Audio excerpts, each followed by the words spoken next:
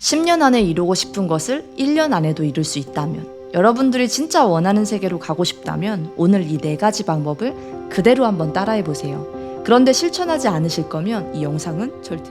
안녕하세요, 천진난만 철학가입니다. 우리가 원하는 세계로 가기 위해 가장 중요한 것이 있어요. 사실 짧은 영상에 다 담을 수 없어서 많은 부분이 생략되곤 하는데요. 진짜 원세법을 실천하기 위해 여러분들이 가장 먼저 인식해야 하는 것은 바로 내 삶의 부족한 부분이 아닌 감사한 부분에 집중해야 한다는 거예요. 일단 우주에는 법칙이 있는데요.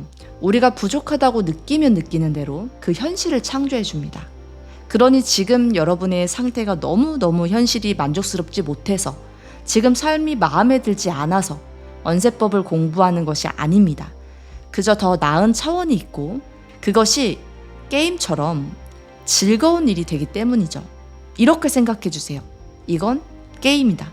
그러니 마음의 문을 유연하게 열고 실천하실 분들은 끝까지 들어보세요. 6개월, 3개월, 아니 다음 달에도 정말 놀라운 일이 생길 수 있습니다. 이 방법을 순서대로 제대로 실천하고 3개월부터는 진짜 삶에서 많은 것들이 창조되는 경험을 했어요. 사람마다 기준은 다르겠지만 제 경험상 아주 놀랍고 신비로웠습니다. 물론 지금도 계속 공부하고 있어요.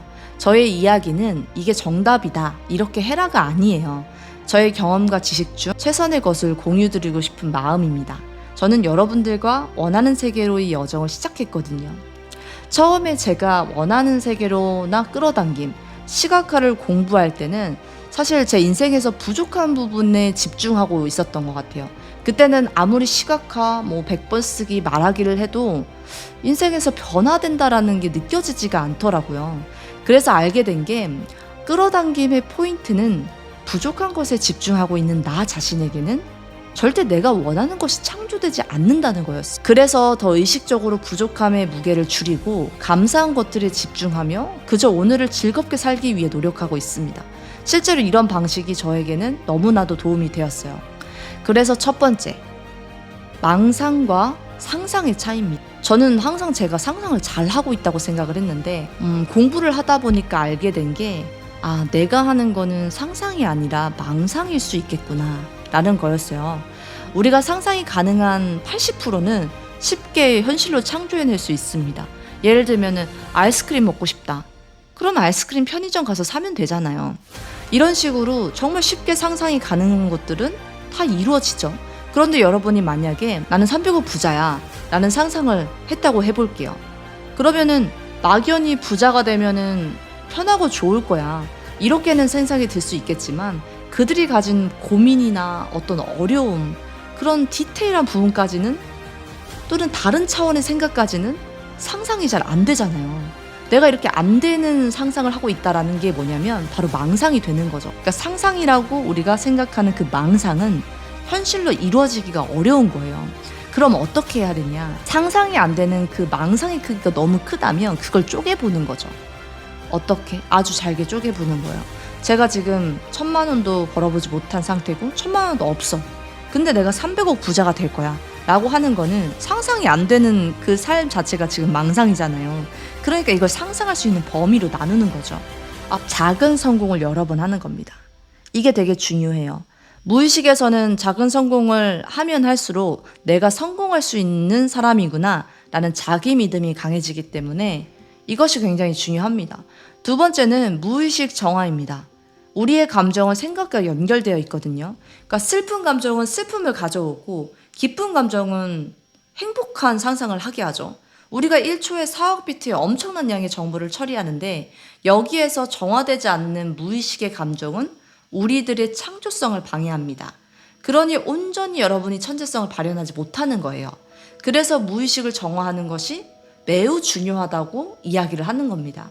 아침에 일어나서 45분 이내에 글을 써보라고 하는 이유는, 그 전에 무의식이 의식으로 돌아온 시간이 있는데 그게 45분 정도가 걸린다고 해요. 그러니까 45분 이후에 쓰는 것보다 그 전에 내가 글을 쓰게 되면은 약간 무의식의 상태의 글쓰기가 가능한 거죠. 그러니까 무의식의 낡은 감정, 묵은 감정을 만나기 쉽습니다. 만약 글을 쓰다가 눈물이 난다면 그대로 흘리셔도 좋아요. 그렇게 일주일, 한 달, 3달 지속하다 보면 어느 순간 낡은 감정은 사라지고 창조나 아이디어가 막 샘솟아요. 처음에는 너무 비효율적인 시간이라고 생각이 들 수 있지만 지속해보세요. 진짜 효율적으로 인생을 바꿔줍니다. 세 번째는 나의 목표를 한 줄로 확언하기인데요. 아침에 일어나자마자 해도 좋고 출근길에, 점심길에, 퇴근길에 틈틈이 해주세요. 뇌는 엄청난 정보를 한꺼번에 처리한다고 말했잖아요. 실제로 그 많은 정보 중에 99.9%는 날아갑니다. 수많은 정보에서 뇌를 보호시켜주는 것이 있는데 그게 바로 망상 활성계, 라스 시스템입니다. 뇌를 보호하기 위한 시스템이라고 이해하면 쉬워요. 그물망처럼 뇌에 정보를 걸러주는 거죠. 확언을 할 때 중요한 건 확실한 감정을 넣어서 그것이 이루어진 것을 상상하며 틈날 때마다 하는 거예요. 그럼 무의식에 이 정보가 우선순위로 입력됩니다. 그럼 어떤 일이 벌어지냐고요? 뇌가 알아서 이 목표 지점까지 데려다주는 GPS를 작동시켜주는 거예요. 무의식에 제대로 입력된 정보는 알아서 길을 찾아갑니다. 뇌에 이 정보를 타투처럼 새겨주는 역할을 하는 것이 바로 확언이 되는 거죠. 자세한 내용이 궁금하다면 책 결국 해내는 사람들의 원칙을 읽어보세요. 네 번째, 압축풀이 독서를 해보세요. 이 능력을 키워야 되는데 보통 책은 책에 있는 저자의 생각을 굉장히 압축해서 이 글이 적혀진 경우가 많거든요. 그래서 압축된 정보를 우리가 사실은 풀어낼 줄 알아야 되는 거예요. 이 저자가 어떤 생각을 했는지, 도대체 이런 문장을 왜 썼지? 라는 생각을 가지고 진짜 숨은 의미를 찾기 위한 노력을 한다. 나는 이걸 풀어보겠다. 라는 결심을 가지고 독서를 하는 거죠. 압축된 정보를 풀어낼 줄 안다라는 것이 무슨 뜻이에요? 바로 많은 정보를 압축할 수도 있다는 거예요. 세이노의 가르침 책에서 제가 인상 깊게 봤던 부분이었는데 아주 정확하게 기억은 안 나는데 문서 해독 능력을 기르라는 거였어요. 이 능력이 일을 잘하는, 결국 부자가 되는 능력에 있어 아주 중요한 부분이라고 하더라고요. 처음부터 쉽지 않겠지만 진짜 하다 보면 문해력은 확실히 늘어납니다. 원하는 세계로 다음 이야기도 기대해주세요.